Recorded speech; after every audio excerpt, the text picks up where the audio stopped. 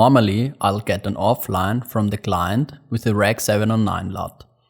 This offline I'm loading into my timeline, so I'm quickly able to compare from where I'm coming and where I'm currently heading.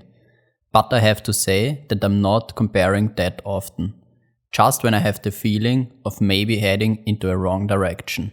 Anyways, you should always have this option for comparing to the offline available, because some DPs and directors want to compare what you're doing very often to the Rec 709 LUT.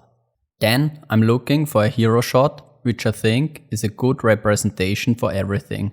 Or maybe I already know from the client which are their most important shots. I'll start with a basic Rec 709 LUT from the manufacturer and some power grades I already have to see if something is already working really good or not at all.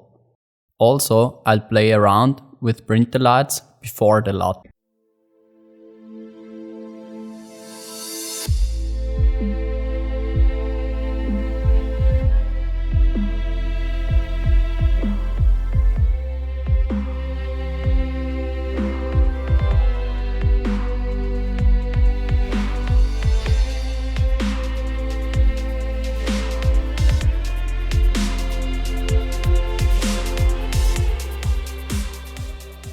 Now I'm starting with the second version.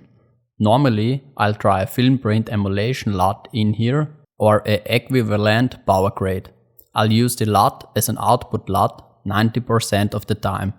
Also, in some cases I'm breaking the holy rule and doing some correction afterwards too.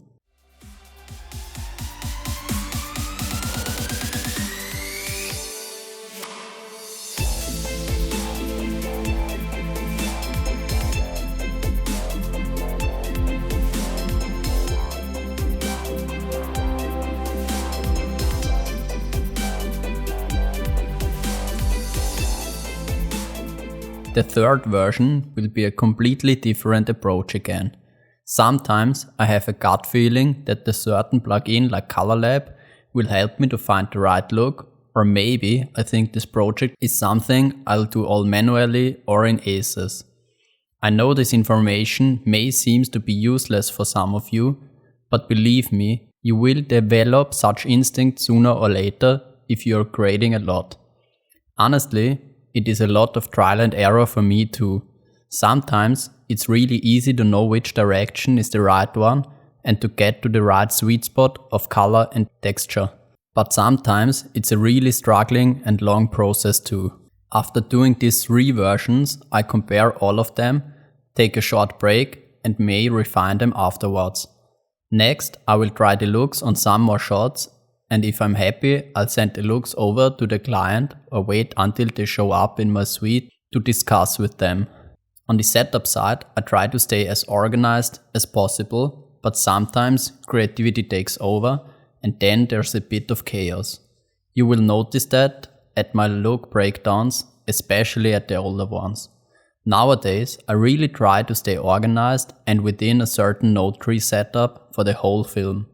This way, you are able to ripple node changes very fast over all shots in your film.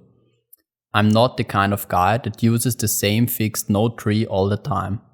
Most of the time, I'm experimenting and then stick to this node tree for the whole project. One of my approaches is to have a parallel node setup with about 5 nodes up front for power windows to change exposure just on certain parts of the image. I try to adjust only with printer lights here, but for example if the blacks are getting too crushed, I'll counterfight with log shadow adjustments. Then I have a serial node for balancing. I'm using printer lights only too. Next, I'll add another serial for contrast, saturation and hue versus hue, hue versus set and hue versus luminance adjustments. Sometimes I'm using a Rec 709 LUT already in the next serial. Other times I'm working with it as an output LUT. In this example, I'm doing the look after the LUT. I also may use some grain and a vignette at the end.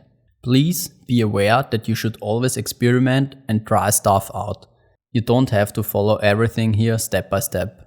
It's meant to give you inspiration and hopefully you'll also get some small tips and tricks out of it.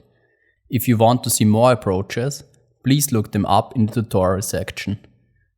Also, you're able to buy some of my note trees in the shop.